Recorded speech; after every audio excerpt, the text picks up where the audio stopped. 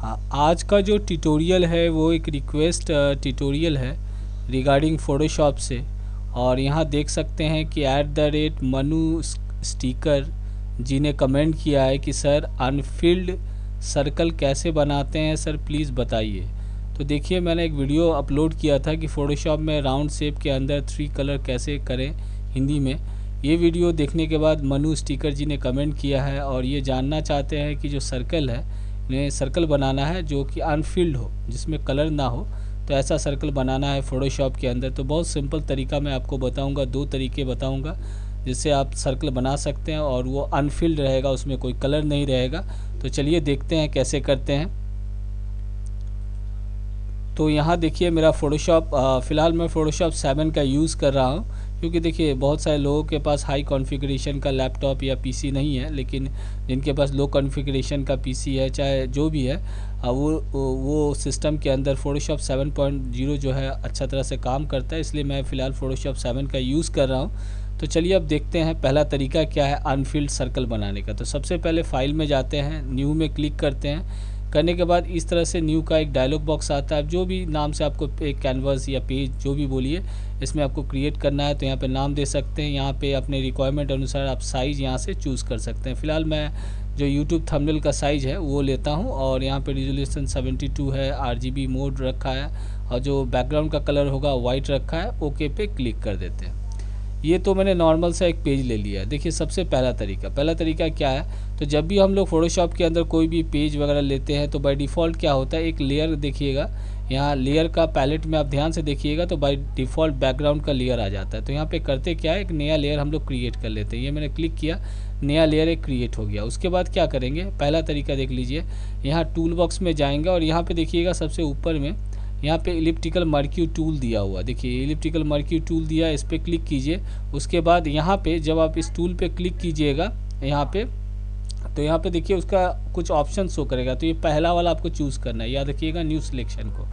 उसके बाद फेदर 0 रखना है, स्टाइल नॉर्मल रखा हुआ है। अब नॉर्मली हम लोग इस तरह से इस तरह से एक सिलेक्शन ड्रॉ कर देंगे इस टूल के माध्यम से, इलिप्टिकल ये वाला टूल के, इलिप्टिकल मर्क्यू टूल से इस तरह से एक सर्कल ड्रॉ कर लिया। लेकिन ये तो सिलेक्शन सिर्फ तैयार हुआ, ध्यान दीजिएगा सिलेक्शन तैयार हुआ है, अब सर्कल दिख रहा है लेकिन ये सर्कल है नहीं। अब इसमें क्या करेंगे, आउटलाइन नहीं रहने से सर्कल कैसे हो सकता है, तो इस पर एक आउटलाइन देंगे। तो उसके लिए क्या करेंगे, एडिट में जाएंगे, जाने के बाद यहाँ स्ट्रोक है, स्ट्रोक पे क्लिक कीजिए। क्लिक करने के बाद यहाँ पे स्ट्रोक है। आप देखिए जितना मोटा पतला आपको आउटलाइन चाहिए सर्कल का, यहाँ पे आपको वो यहाँ से फिक्स कर सकते हैं। तो यहाँ पे मैंने 4 पिक्सल बाय डिफ़ॉल्ट दिया हुआ है और यहाँ पे कलर है, जैसा आपको ये आउटलाइन का कलर चाहिए सर्कल का, यहाँ से आप चूज़ कर सकते हैं। अब ये देखिए 3 ऑप्शन दिया है, इनसाइड, सेंटर, आउटसाइड। आप चाहते हैं जो ये जो कलर होगा, अगर आप चाहते हैं कि बाहर इस लाइन के ठीक बाहर आए तो इस आउटसाइड चूज़ कीजिएगा। आप चाहते हैं लाइन के ठीक ऊपर आए तो सेंटर चूज़ कीजिएगा। अंदर चाहते हैं सिलेक्शन का तो इनसाइड चूज़ कीजिएगा। तो फिलहाल मैंने आउटसाइड चूज़ किया है। ब्लेंडिंग मोड नॉर्मल रखा है, ओपेसिटी 100 है, इसको ऑफ रखा है। उसके बाद ओके पे क्लिक कर देंगे।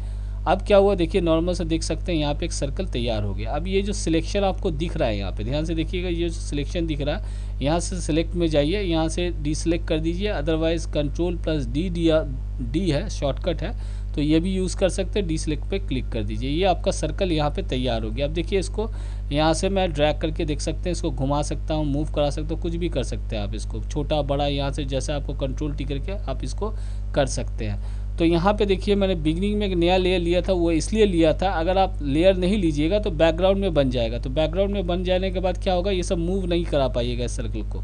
उसके बाद आप ऑल्ट की के साथ इसको ड्रैग करके जितना सर्कल बनाना है इस तरह से आप सर्कल और बना सकते हैं।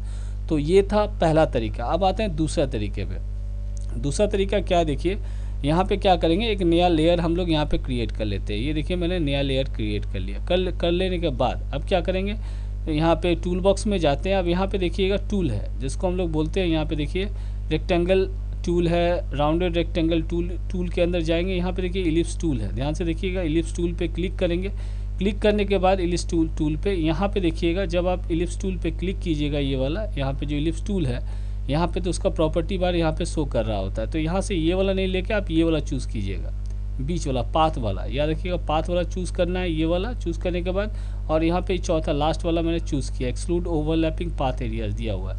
नॉर्मली क्या करना है उसी तरह, उसके बाद आप इस तरह से एक पाथ यहाँ पे मैंने देखिए इस तरह से एक बना लिया। ये देखिए मैंने एक पाथ बना लिया।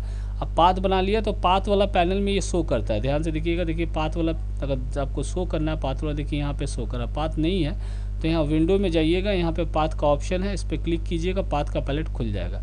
ये पाथ तो बन गया। अब इस पर क्या करना है, यहाँ रखिए, राइट क्लिक कीजिए, राइट क्लिक कीजिएगा, ऑप्शन आएगा मेक सिलेक्शन, इस पर क्लिक कीजिए।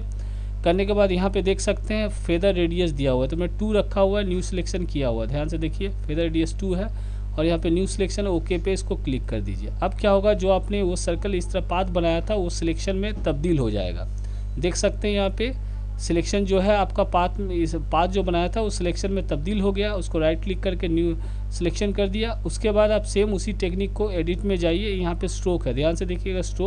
स्ट्रोक में जाने के बाद यहाँ पे देख सकते हैं स्ट्रोक का इस तरह का एक पैलेट खुलेगा, डायलॉग बॉक्स खुलेगा।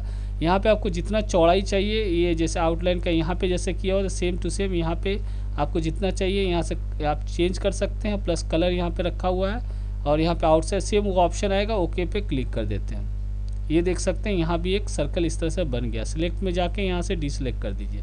अब ये बन गया। उसके बाद इसे आप चाहे तो ड्रैग करके कहीं भी आप ले आ सकते हैं, देख सकते हैं इसे ड्रैग करके ले आ सकते हैं। अगर मैं ऑल्ट के साथ इसे ड्रैग करूँ तो देखिए यहाँ पे ये देख सकते हैं एक इसका डुप्लीकेट, ऑल्ट के साथ जितना डुप्लीकेट आपको बनाना है बना सकते हैं। तो सिंपल तरीका था Manu sticker ji. I hope आपको समझ में आ चुका है। मैंने 2 तरीके आपको बताए, पहला तरीका यहाँ से बताया, दूसरा तरीका आपको पाथ क्रिएट करके यहाँ से बताया है। तो सिंपल तरीका है। और भी कुछ जानना है तो प्लीज़ कमेंट कीजिएगा और मेरा वीडियो देखने के लिए बहुत बहुत धन्यवाद।